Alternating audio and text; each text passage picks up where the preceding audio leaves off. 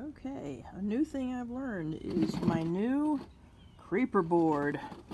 Gotta get underneath the trailer here because the camper here because one of the forward posts for lifting the roof does not work. It keeps getting stuck, and I heard a grinding noise, and after cleaning off the post I found this.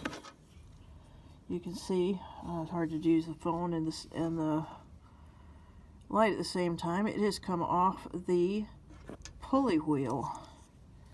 So the next thing I need to do is learn how to get over my claustrophobia from being on this little creeper board and clean that out and reset that, and hopefully that will be putting my roof lifting gear in good working order. So I got the tension off of this, and hopefully I won't need to be calling emergency for me doing something stupid here. And that's where it goes up through the side of the camper to lift the roof.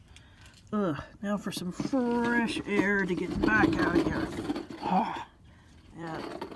All right, little things, one at a time.